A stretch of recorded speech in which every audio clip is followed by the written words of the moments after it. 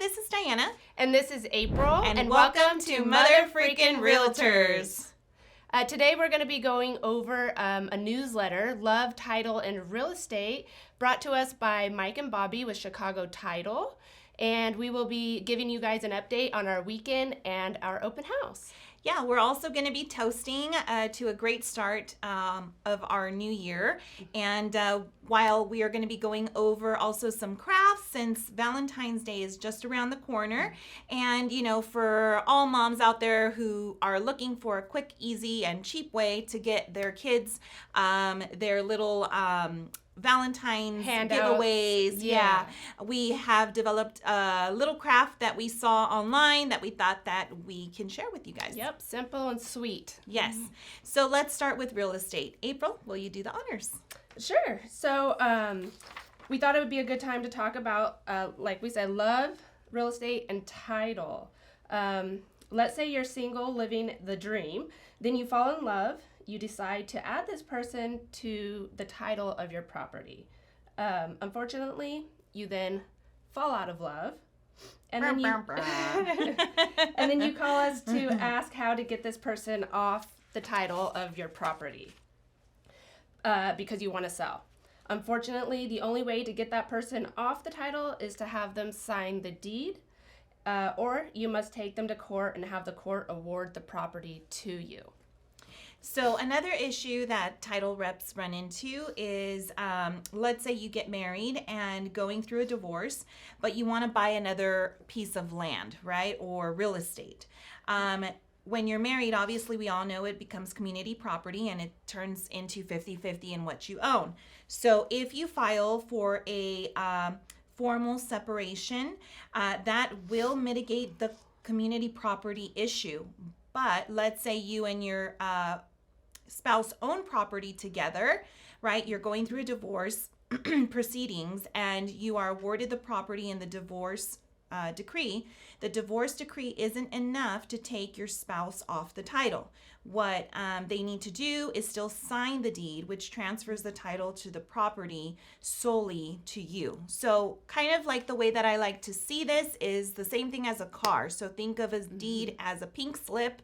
You know, when you're selling it to another identity or another person, they have to sign that title and then you turn it into the DMV and then they give that title over to that new owner. So the deed would be the same thing in regards to real estate. As a pink slip. Correct. Yes. Another thing that we want to talk about is that in the what is it? The season of love. Oh, the season of love, yes. The season of love. We love that the inventory is starting to drop again and the pendings are going up. Here's an interesting stat. In 2022, we sold 5,846 homes. And in 2023, we sold 4,555 homes. That is a 22% drop. So there definitely is going to be some pent-up demand for folks that would love to buy a home. And with interest rates expected to come down, we could see, or we could have another strong year ahead of us in real estate. Yes, so it's definitely the total listings.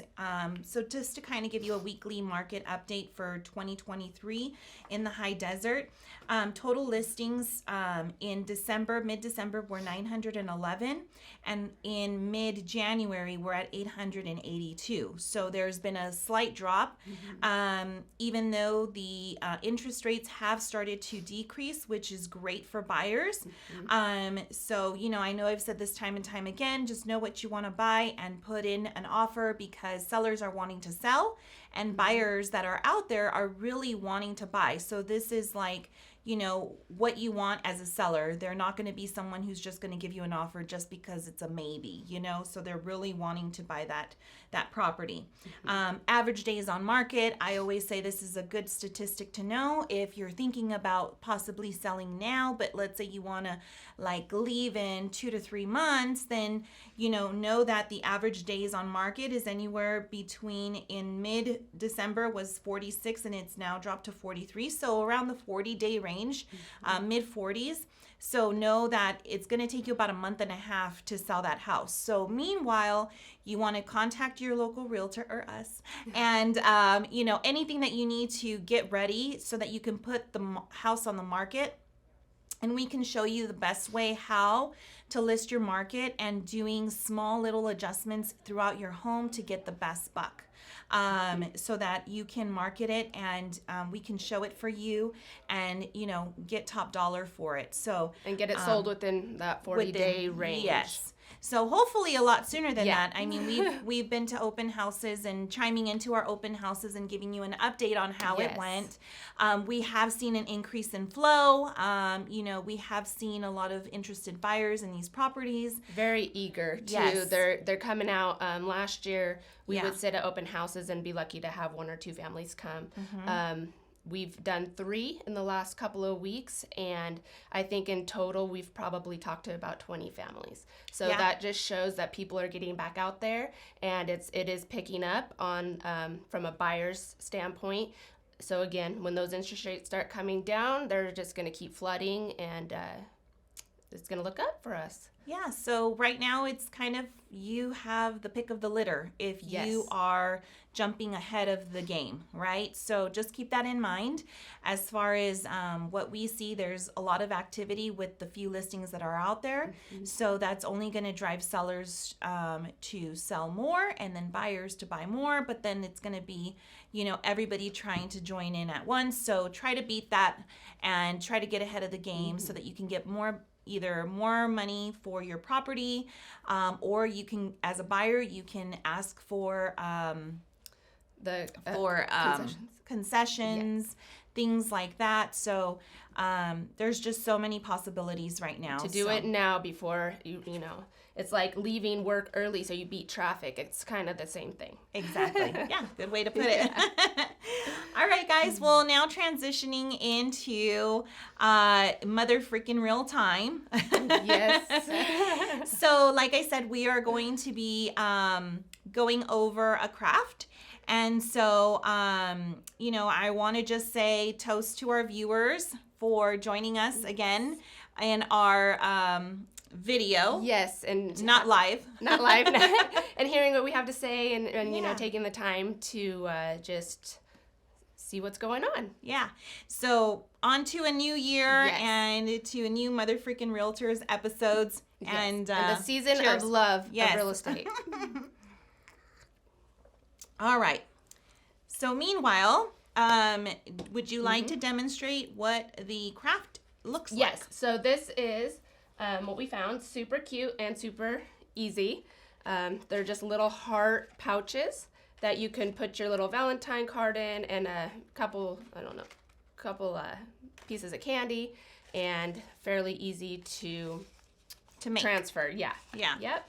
So that's just obviously an example, but Yeah. this is going to be fun for your kids to make, for, you to entertain them for a little bit, and it's not very messy. I mean, you can No. get messy. I'm sure you can bring Yeah. out the glitter Yeah. and all of that. But if you don't want it to be messy, they can draw on it, right? Yep, they can, put, I'll take this out, but, we could just write, Happy Valentine's, be mine, Yeah. whatever message they want to put on there, we can do that.